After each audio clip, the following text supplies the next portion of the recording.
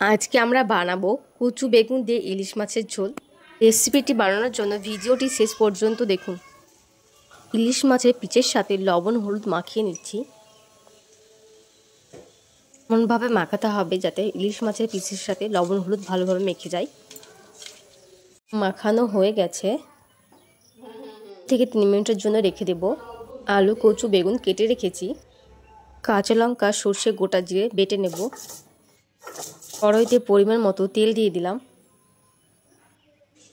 মশলাগুলো মিহি করে বেটে নিয়েছি, বাটা হয়ে গেছে, তুলে নিচ্ছি।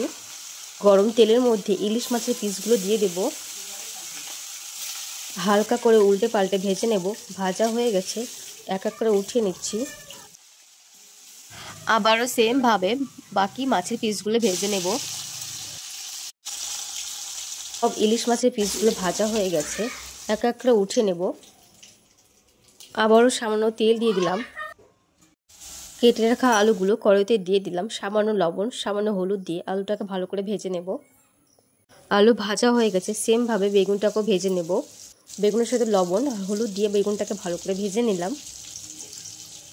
বেগুন ভাজা হয়ে গেছে, কেটে রাখা কচুগুলো দিয়ে দিলাম। তার সাথে লবণ হলুদ দিয়ে দেব। কচুগুলো ভাজা হয়ে গেছে, কচুগুলো উঠিয়ে নিচ্ছি। ওই তেলের মধ্যে সর্ষে বাটা দিয়ে দিলাম। ভালো করে সর্ষে বাটাকে নেড়ে চেড়ে নেব। তার সাথে পরিমাণ মতো হলুদ গুঁড়ো দিয়ে দিলাম।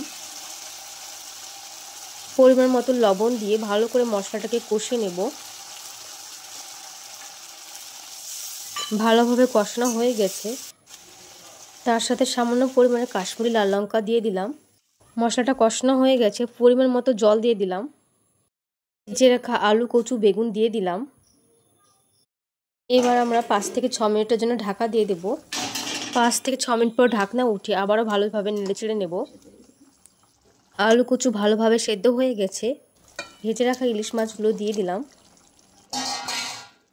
ইলিশ মাছের পিসগুলো ঝোলের সাথে ভালোভাবে যেন ডুবিয়ে নেব। আর ঢাকা দিব না, 2 থেকে 3 মিনিটের জন্য ভালোভাবে ফুটিয়ে নেব। সবগুলো ভালোভাবে সেদ্ধ হয়ে গেছে। গরম মশলা গুঁড়ো দিয়ে দিলাম। গরম মশলা গুঁড়ো দিয়ে একবারের মতো ঢাকা দিয়ে দেব, যাতে আরও খুব সুন্দরভাবে সেদ্ধ হয়। 2 থেকে 3 মিনিট পর ঢাকনা উঠিয়ে আর একবার নেড়ে চেড়ে নিলাম। কচু বেগুন দিয়ে ইলিশ মাছের রেসিপি তৈরি হয়ে গেছে। এবার আমরা নামিয়ে নিচ্ছি। সুন্দর কালার চলে এসেছে।